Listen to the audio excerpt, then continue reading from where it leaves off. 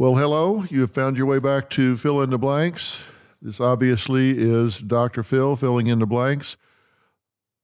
Last episode, we started a series talking about toxic personalities that you encounter in your life, and I introduced you to the Narcissistic Personality Disorder, particularly, and narcissism in general. Now, let me tell you what I'm going to do today. And as I said, I want this to be a conversation, and I'm going to invite you to do two things. If you haven't subscribed to Fill in the Blanks, do so now.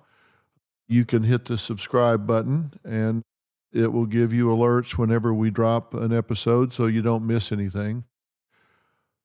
I really want this to be more of a conversation, like you and I were sitting around talking about this, and I'm going to ask you to submit any questions because for the next episode, I'm going to specifically answer your questions or respond to your comments. Now, I'm going to be talking about different personality disorders, and I've started out by talking about the Narcissistic Personality Disorder. I'm going to do a deep dive this time on a subset or a certain type of narcissism, the Covert Narcissist. And I'm going to do a bit of a review of what we talked about last time, just real quickly to bring this back current in your head. Now, first off, let me say that there's a difference between being a narcissist and having a narcissistic personality disorder. A narcissistic personality disorder is a specific diagnosis that you find in the DSM-5, and that means that you have to fit into certain criteria. It says you have to have it for so long, you have to check certain boxes, etc. A lot of people might not meet all the criteria for that diagnosis, but that doesn't mean that they aren't narcissist. I think all human behavior is on a continuum, and then subsets of human behavior are on a continuum. Narcissism is on a continuum. It ranges from maybe being a little narcissistic to being woefully narcissistic. It's not like being a little bit pregnant. It's not like you either are or you aren't. So what I'm talking about today is narcissism, not necessarily the diagnosis of narcissistic personality disorder. And you don't care. If you're dealing with a narcissist in your life, you don't care whether they check all the boxes for the diagnosis or not. You care how they impact your life. Now, when you think of narcissism or narcissistic personality disorder, you think about the classic definition of a narcissist. And that's what we talked most about last time. And what are they? Well, narcissists are very grandiose. They have to be the center of attention. They have an exaggerated need for admiration, right? They just need everybody to think that they're special. They're very superficial. They're exploitive in relationships. Now, why do I say that? And I don't want to just read a list off to you. I want to talk about it so it means something to you. When I say these people are grandiose, they just think they are something special. Better than you, above you. They come across that way. And they have this insatiable need for admiration. They've got to be the center of attention. Everybody has to think they're special. They need for you to admire them and hold them up on a pedestal.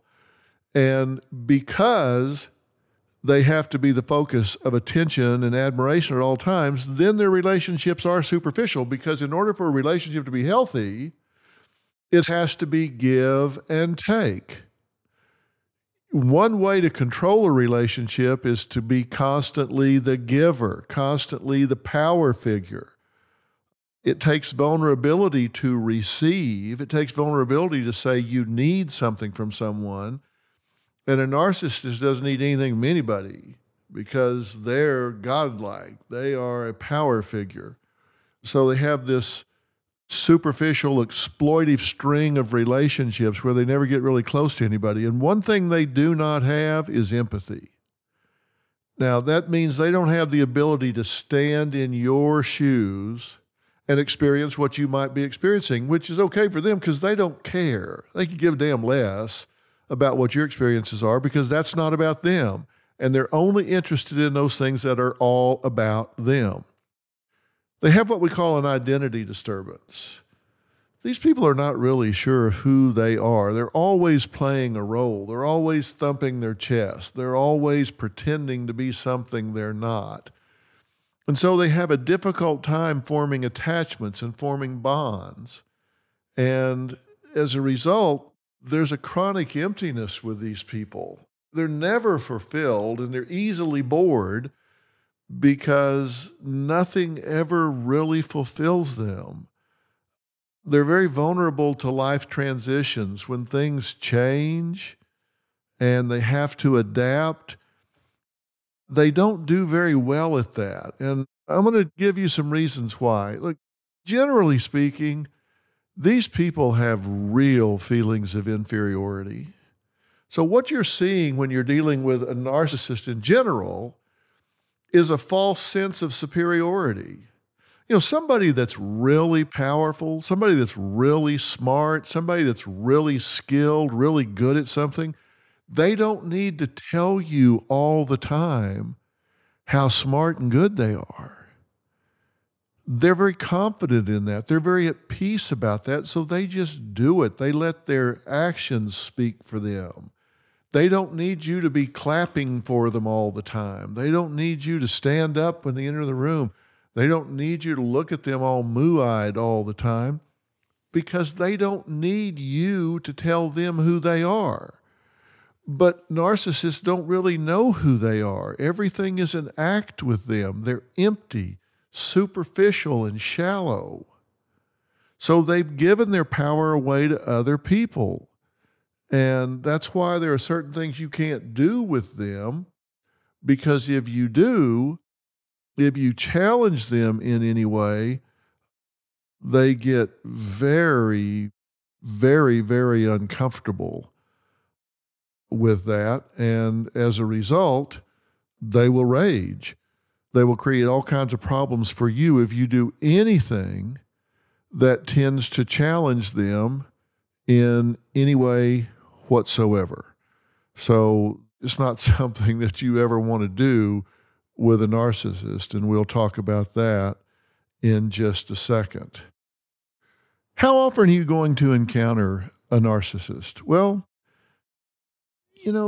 generally in the population at large, you're talking maybe 10 or 15% of the people are going to qualify as narcissist or narcissistic personality disorder, but it depends on what population you interact with.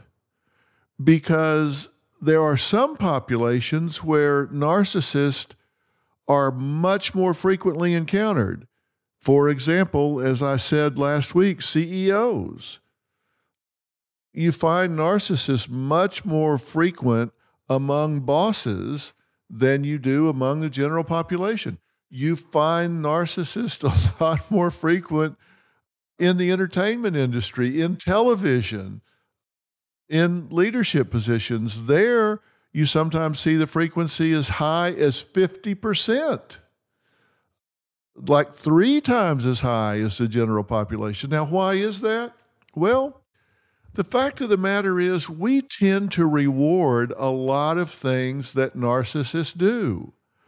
They're bold and they're brash and they're charming and they're charismatic. It's superficial, but in the moment, it sometimes gets rewarded versus the shrinking violet. So we reward bad behavior sometimes in industry and in the entertainment industry. So you find these people frequent leadership positions, front of the room positions, more than they do other occupations. And think about it. A narcissist wants to be the center of the attention all the time. So let's say you put them on television, give them their own show. Now, that doesn't mean everybody with their own show is a narcissist. So I hear you laughing as I'm saying that. But as I said, it's on a continuum.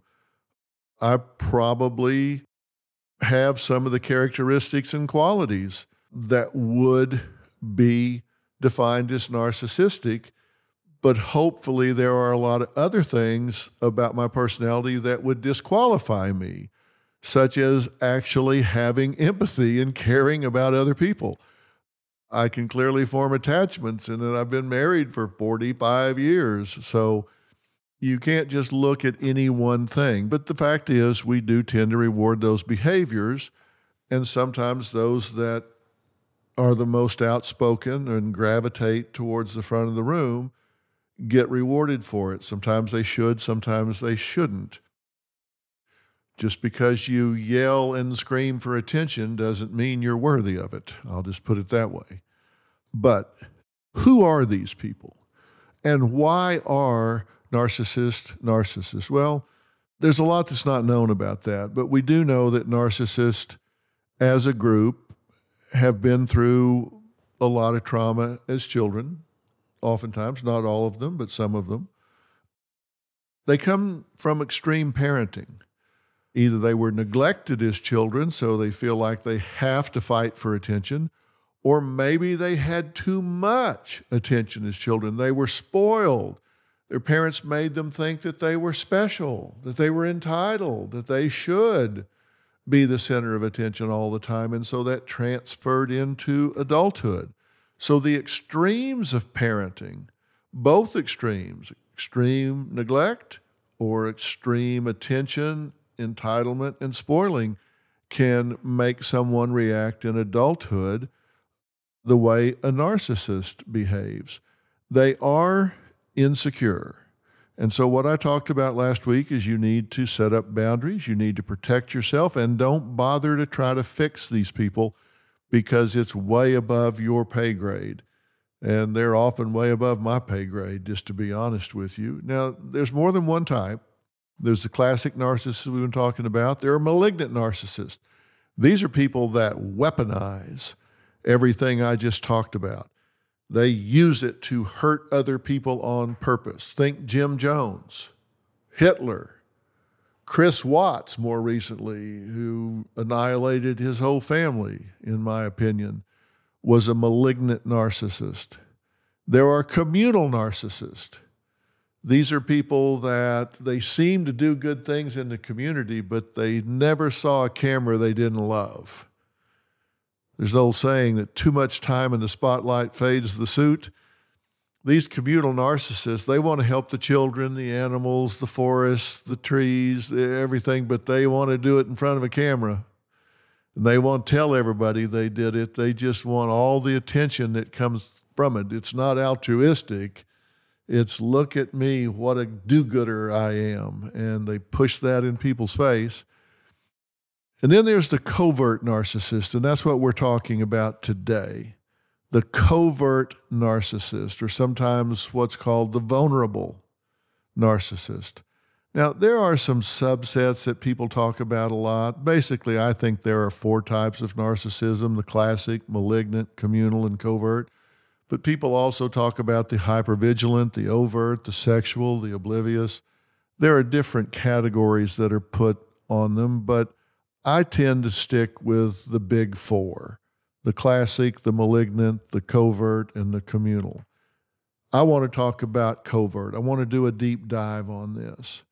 Now, the covert narcissist, just to be straight up about it, these folks are much more subtle than the classic narcissist. They're not as brash. They're not as loud. They're not as overt about what they want. But make no mistake, just like the classic narcissist, the covert narcissist wants the same things, and they have the same traits and characteristics. They do have grandiose thoughts. They do have a need for admiration. They are superficial. They do lack empathy. They have trouble forming attachments and bonds with other people.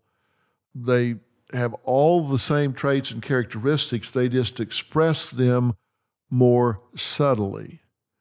And so you have to be real careful to set up boundaries and protect yourself from these people, even though they're not quite as obvious. Just like the classic narcissist, they use the vicious tools of gaslighting.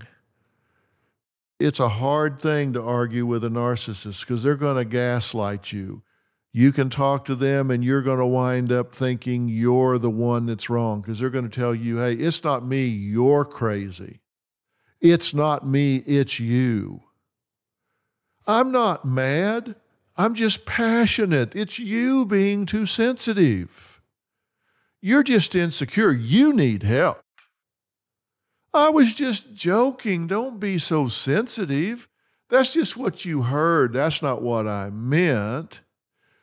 By the time you get through getting gaslit by a narcissist, you're going to be doubting your own damn name.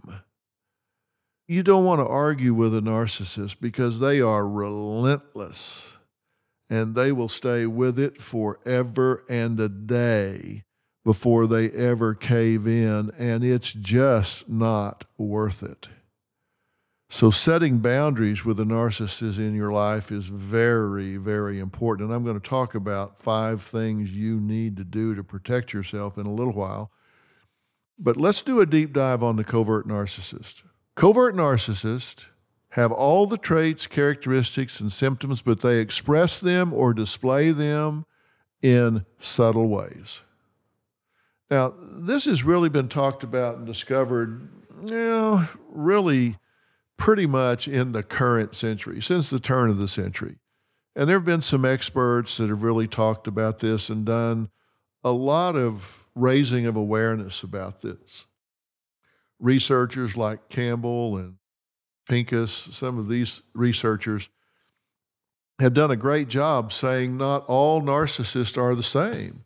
They don't all express it the same, and they've recognized this covert narcissism, and I think they've done a great service by identifying these people. Whereas the classic narcissist comes across as bold and brash and loud, and they're just out there beating the drum, these people tend to be more depressed.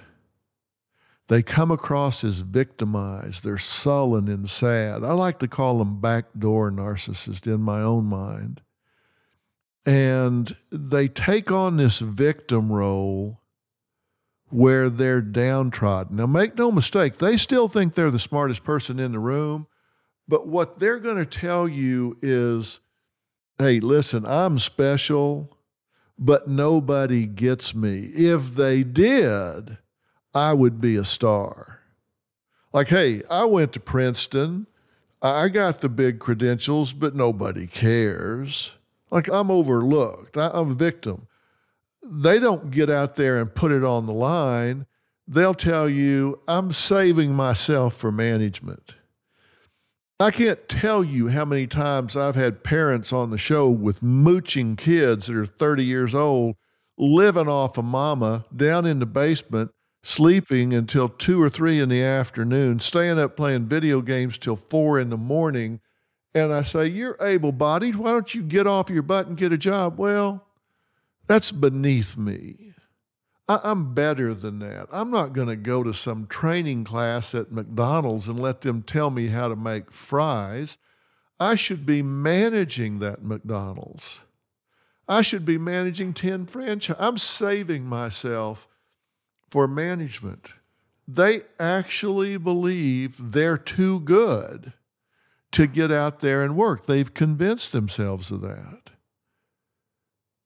Their arrogance is so strong that they're just saying, I have it all, I've just never been recognized. Now, they're outwardly self-effacing, and they do that in a way of what I call, well, they have a whole bunch of techniques, but one of them I call is the humble brag.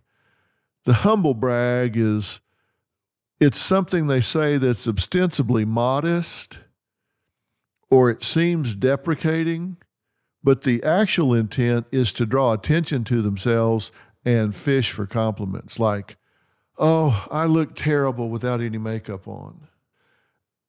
they're expecting people to say, "Oh my God, are you kidding me? You don't have any makeup on? You look great." It's a humble brag. They think they look great.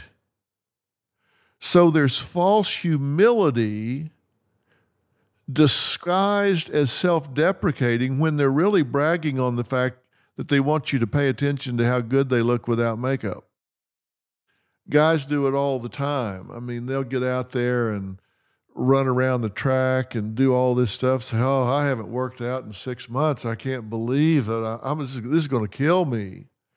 And then they get out there and run really fast or jump really high or whatever because they've been working out secretly and haven't told anybody about it. But these people are generally very self-absorbed and they're sullen. They think the world owes them a living. And they're inept at relationships. They're inept at intimacy. They spend a lot of time blaming and shaming. They play the but-for game. But for the world having it in for me, I would be a huge success. But for you being lucky, I would have your job.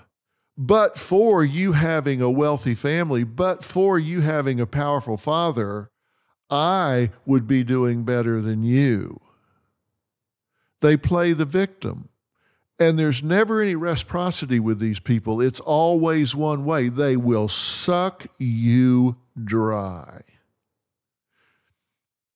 In this world, there's a lot of ways you can divide people up. One way is there are givers and there are takers. These people are takers. Because remember, they have every characteristic of the classic narcissist. They have no empathy. They don't care what you think. They don't care what you feel. They don't care what you need. They will take what they can get from you. And if you fall down and break your leg, they will step right over you if it serves their purpose. They have a very fragile sense of self. They never give any compliments because that would be at their expense. If they gave you a serious compliment, a sincere compliment, if they said, "Hey, you really did a fine job today. That speech you gave was really genuine, it was authentic, and it inspired the whole group," they could never give you that compliment because they would see that as at their expense. Covert narcissist parents, for example, we'll talk more about this later, but covert narcissist parents oftentimes cannot be happy for their children's successes because they compare themselves to their own children. I have said before that my father died when I was in my 40s. Now, I wasn't a perfect kid. I certainly wasn't a perfect young adult. I certainly wasn't a perfect adult, but I think in the general scheme of things, I did okay. That's not a humble brag. I'm saying that in the grand scheme of things, I think I did okay. I never got any felony arrest. I didn't do drugs or alcohol. I completed college. I went on a scholarship to school, to a Division I school. I got married. I was a responsible father. I got a PhD. I graduated #1 in my class. I was very successful. I was good to my mother. I mean, I think I was a pretty good citizen. And I achieved some, I think, reasonably lofty goals. Not one time in the 43 or 4 years that I was alive did he ever say, "I'm proud of you." Now, why not? Because I think he was a covert narcissist. He needed admiration, and anything that took attention away from him and came on to me was at his expense. He couldn't do it. He couldn't give me a compliment. He couldn't tell me he was proud of me. He couldn't acknowledge me because he felt like that was at his expense and he couldn't afford to do it. Now, that's what I mean when I say these people have a fragile sense of self. They can't give compliments. Now, they won't confront you about it. They will be passive-aggressive about it. but it's just as damaging. See, an aggressive person will tell you, hey, I think you're an idiot. I think you got blind-ass lucky and fell into this job, and you don't deserve it. A covert narcissist will not do that. They will not get in your face and tell you what they think. What they will do is snipe at you indirectly and or behind your back. They will say things like, oh, must be nice. What must be nice? Well, must be nice to grow up with a family where they set everything up for you. I mean, must be nice that your dad knows the boss. Must be nice to fall into this job. I guess your dad was a legacy at Harvard, so that made it easy to get. I mean, must be nice. I mean, it's not like he's saying it's unfair. He's just saying it must be nice. He's raging inside because he thinks the world owes him a living, to the point that he's actually paranoid about it. You know, she may actually think the world is out to get her, but rather than say that, it's just like, yeah, you know, lucky you, you know, must be nice. So they do what I call leveling. See, people that are insecure are always either pursuing or retreating in a relationship. They're never on level ground, just experiencing it. So when I say leveling, they always see themselves in competition with you. So they've either got to shoot you down by sabotaging you, criticizing you, undermining you, or they've got to fluff themselves up so they perceive themselves as being lifted up to your level. But they're always leveling themselves with you.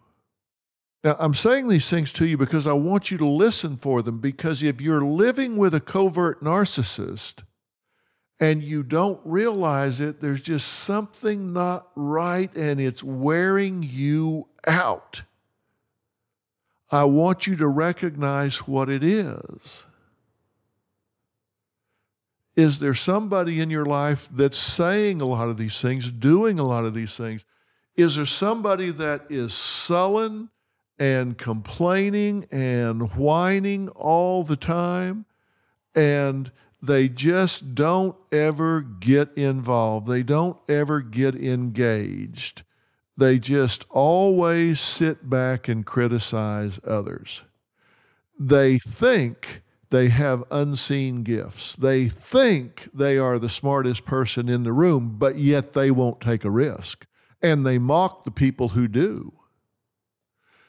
Those that are out there doing, they sit in the cheap seats and snark at them, snipe at them, criticize what they're doing. These are paranoid malcontents that complain about everything, playing the victim.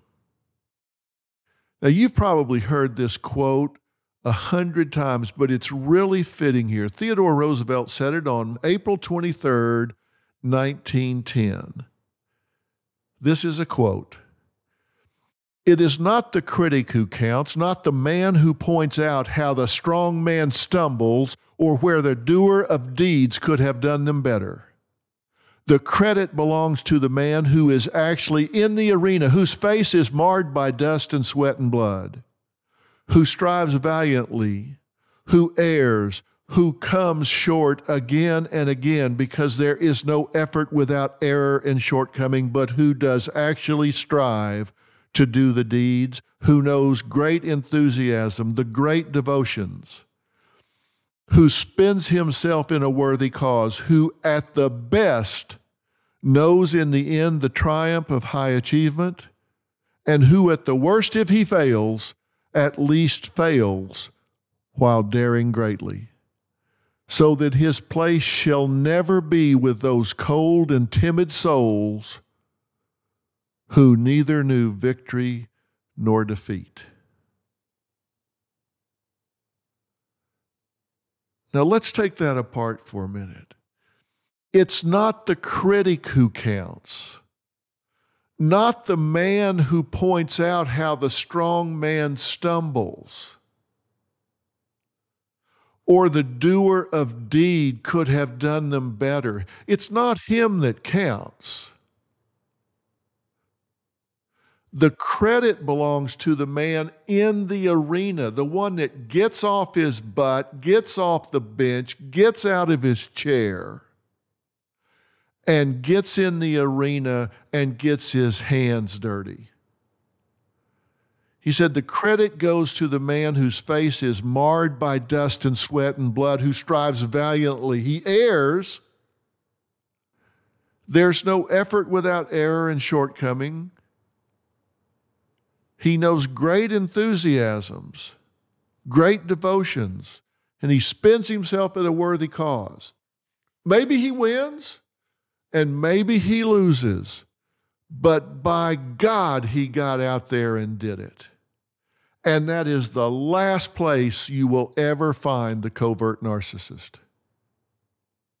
And if you ever say to them, why don't you get out there and show us all these gifts you have? You say you're the smartest person in the room. You say you know better than the boss. You say you have all the answers. Why don't you get out there and show us? You know what their response will be? They will rage at you like you would not believe, because they're paranoid. You're disrespecting them. You must be out to get them. How dare you call them into question? These are the people that sit at home and wait. They're not going to get out there as an entrepreneur. They're not going to get out there and create a business. They're not going to open a bicycle shop or start a restaurant or start a delivery service or open a practice in medicine or physical therapy or whatever it is that they want to do. No, they're going to sit at home and complain that it wasn't delivered to them on a silver platter because the world's out to get them. And the one who does, they're going to say, well, yeah, must be nice. Somebody clearly gave them a paved road. Yeah, must be nice. His daddy must be rich. Her daddy must have known somebody. They are hypersensitive to criticism.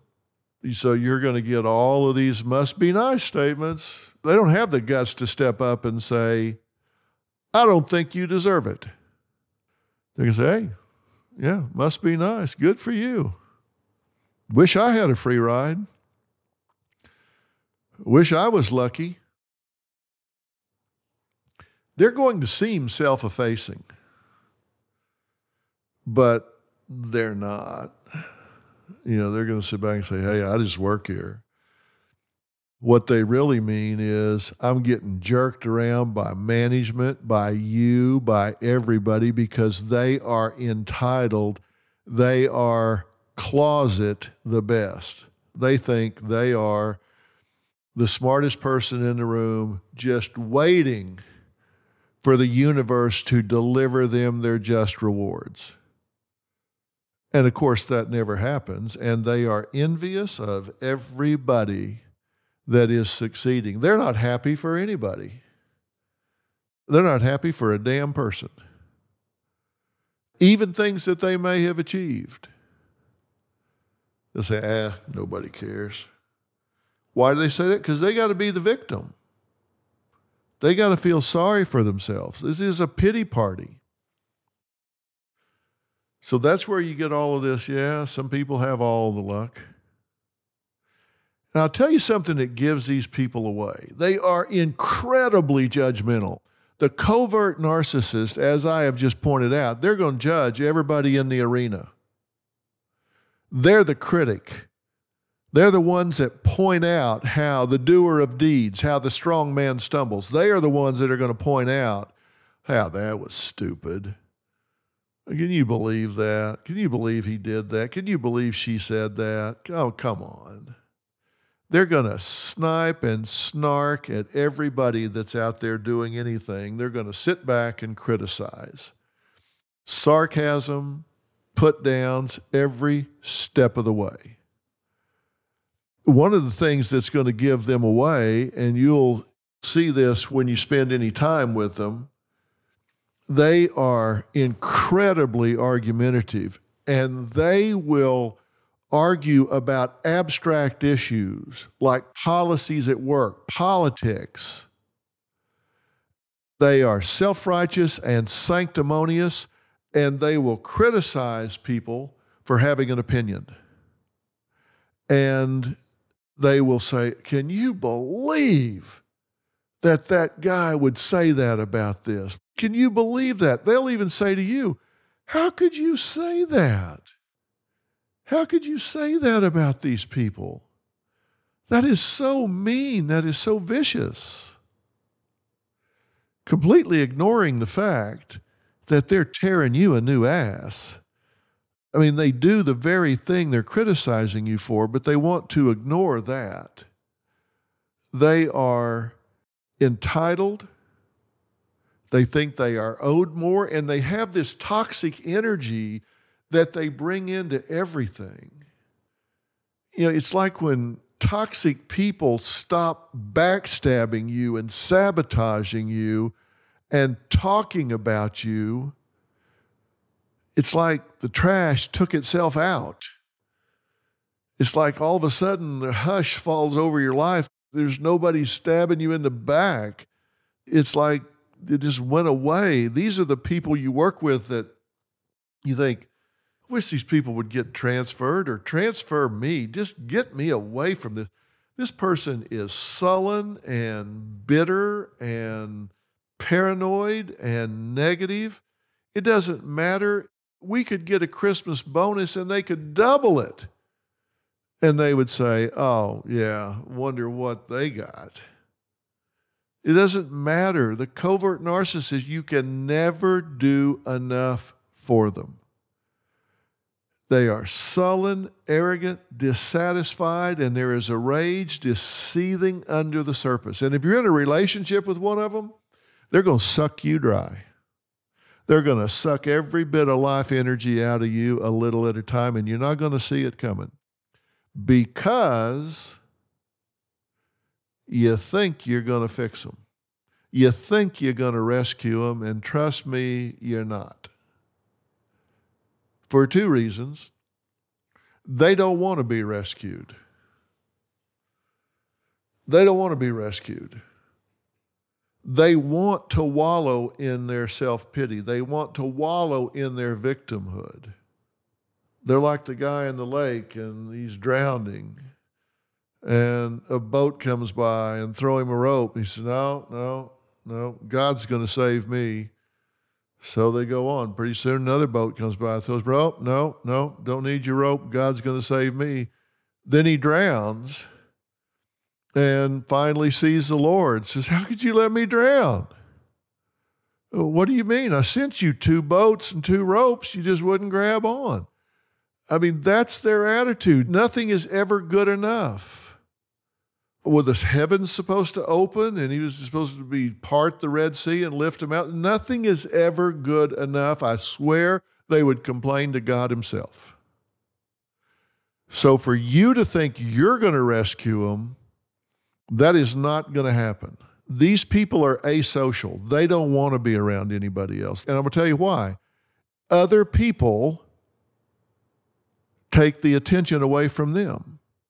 They don't want to go to your family's house for Thanksgiving. They don't want to go to their house for Thanksgiving because they might not be the center of attention.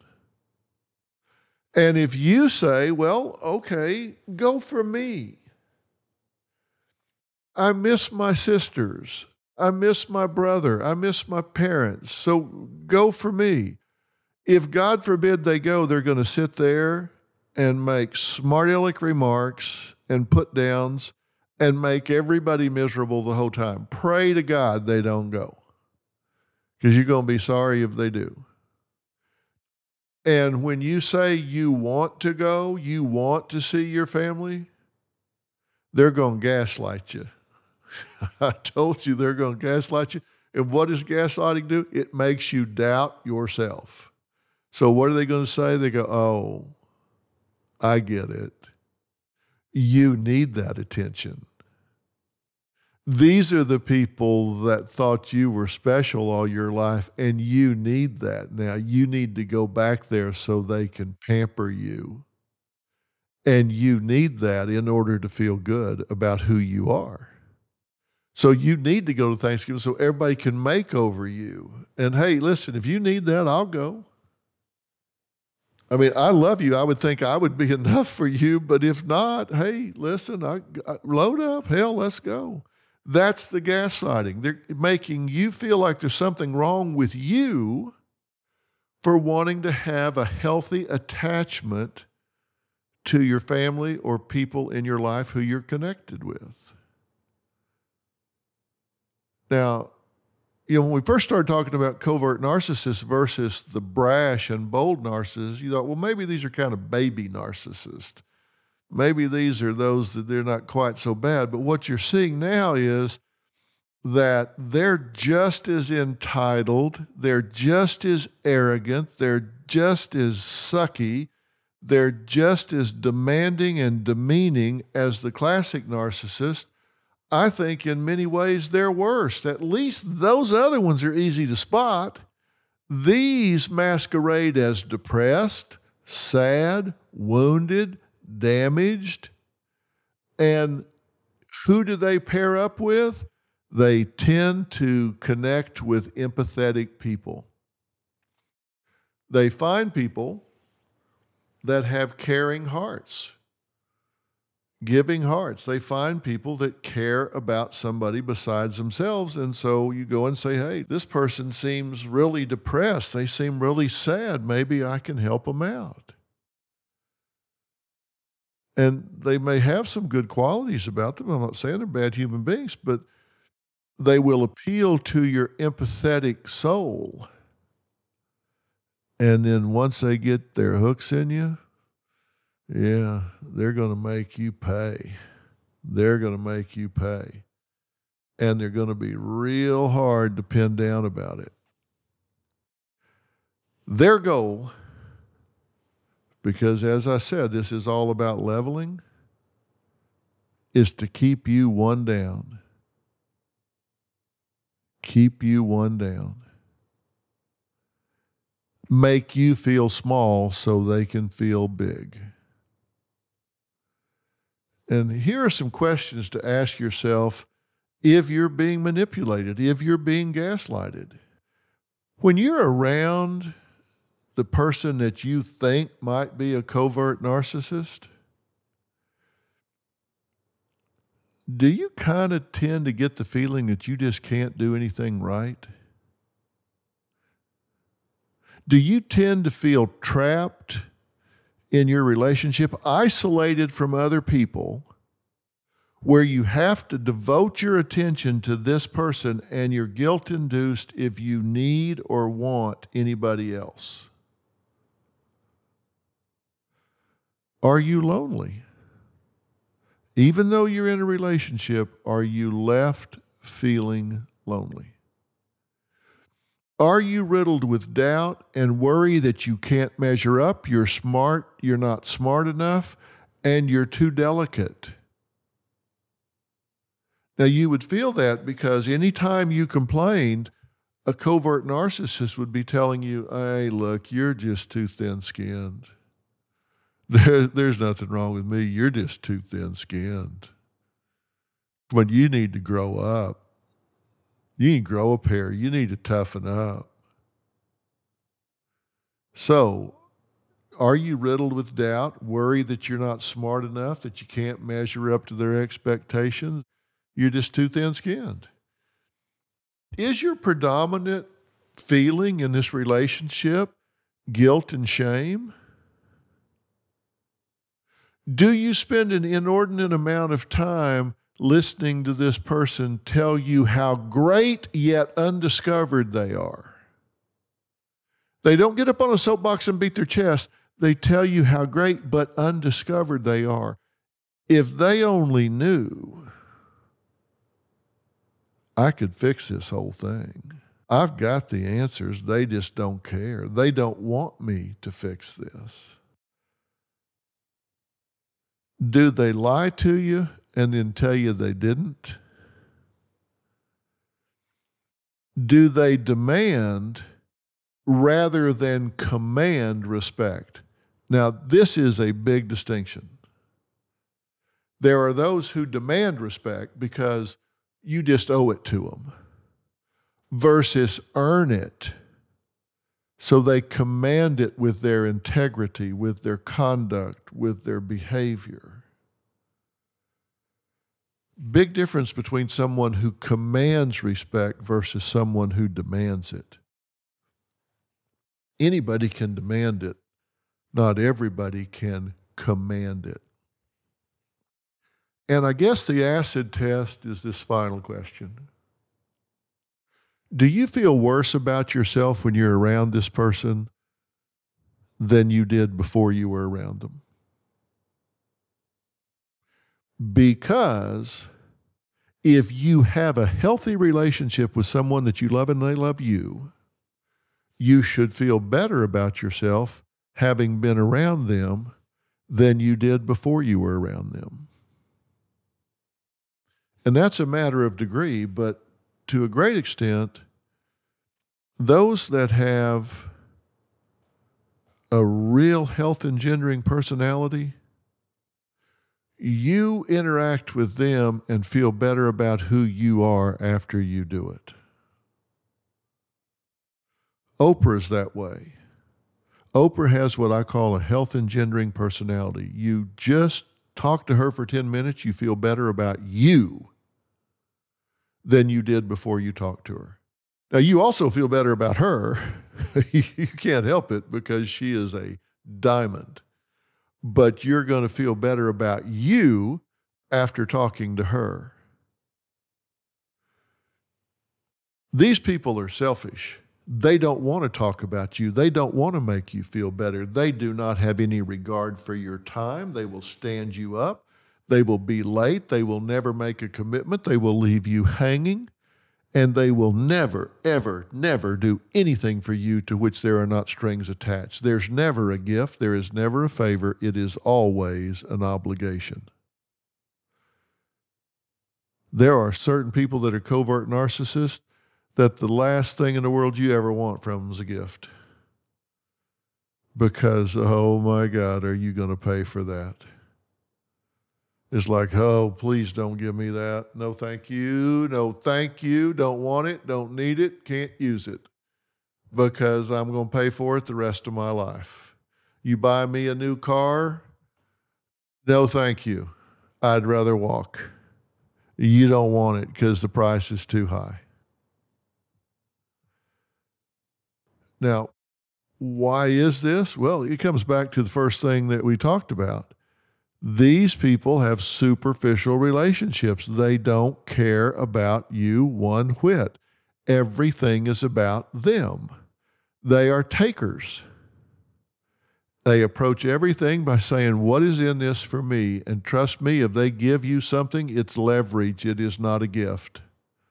There are strings tied to it. There are steel cables tied to it. It is just bait. They're trying to hook you so they own you.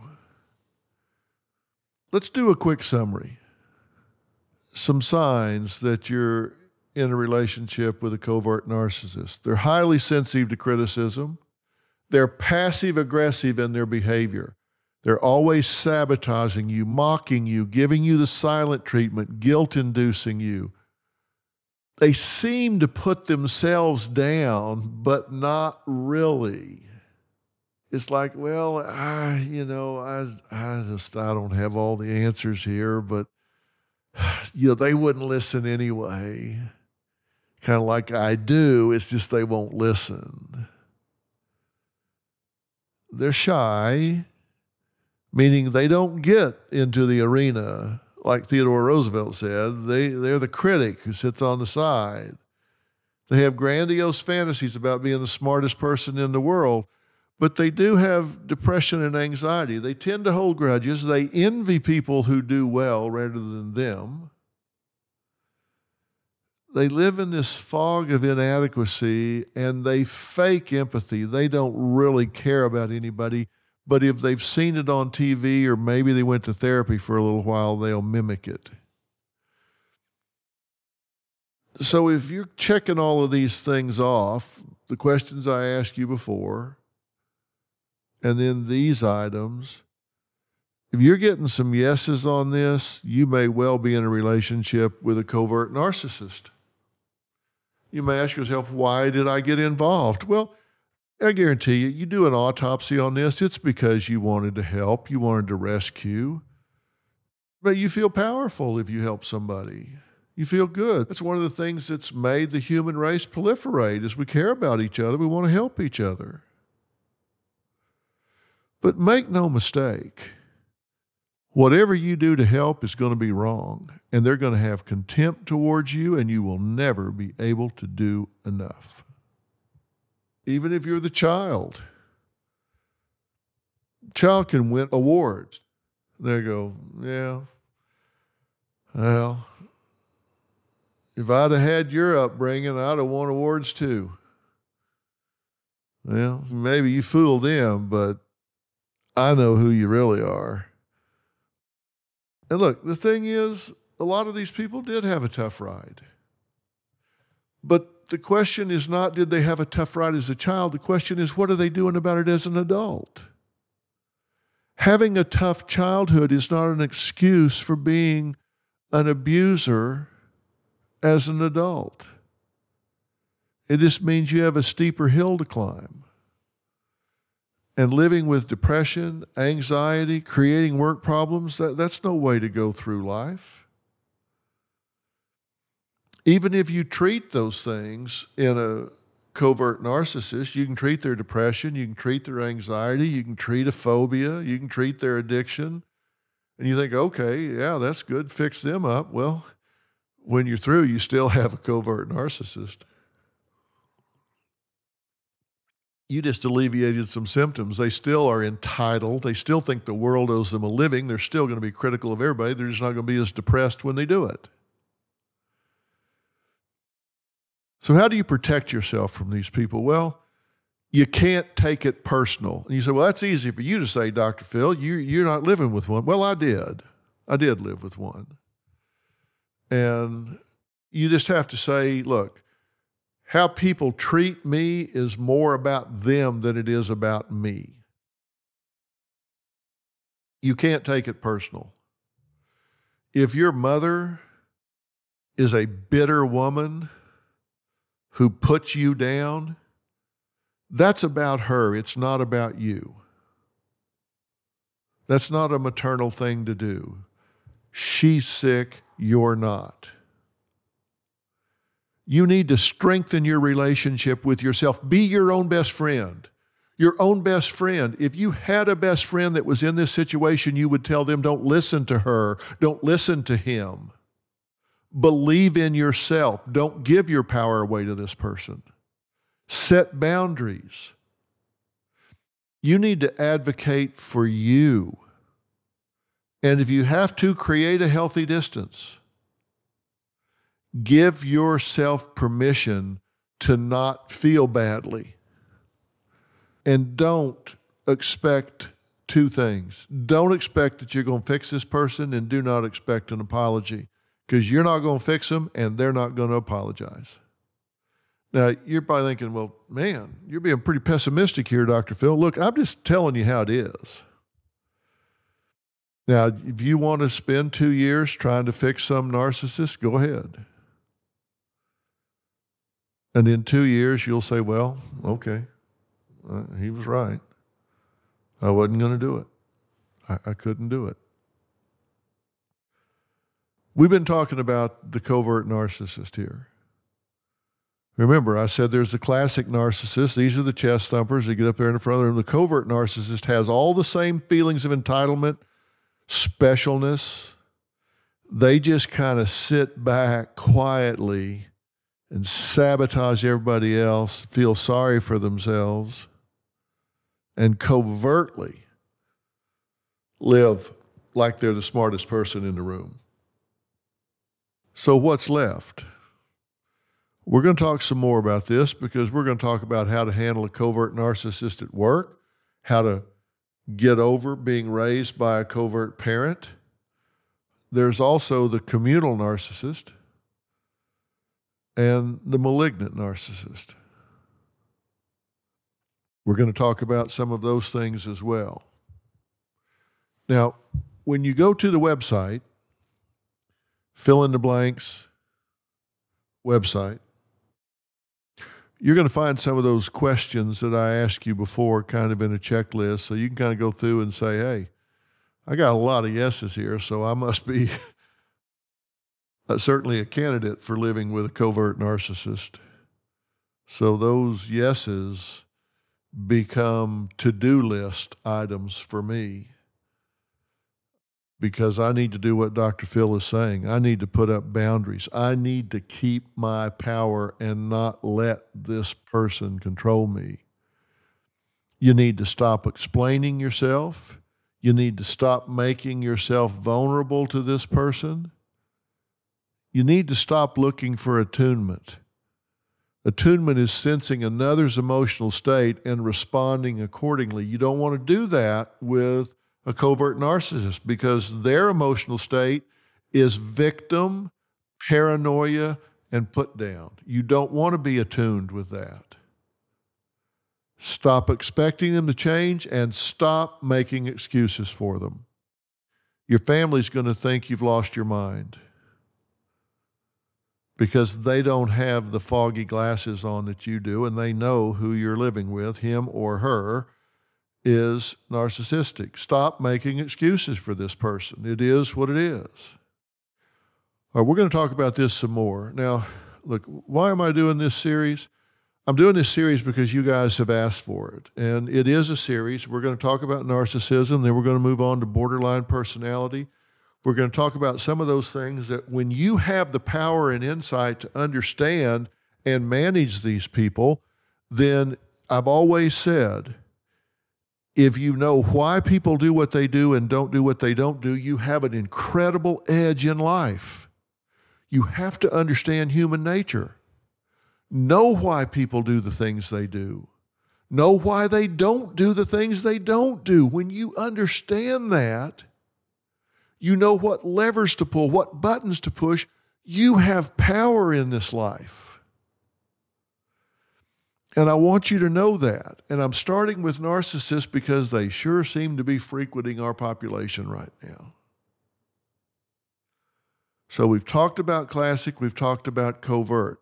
They all want the same thing. They just go at it differently, and we're going to talk about how to manage them in the workplace, at home, in the neighborhood. We're going to touch on all of those things very, very soon, and then we're going to move on to borderline personality. So I appreciate you spending this time with me talking about this. I don't always talk about it in traditional ways, but trust me, I do my homework, and everything I'm telling you, you will find grounded in the research about these people. I've got almost 50 years experience studying them, but I still do my research. I still go to the journals. I still read the current research on these people to find out what the trends are, what's working with them, what's not working with them. And we'll be talking about some of that in the future, but I can tell you the prognosis, it's just not good. They don't tend to respond to therapy very well, which means the focus needs to be on you and protecting you. I'm Dr. Phil. Thanks for spending this time with me.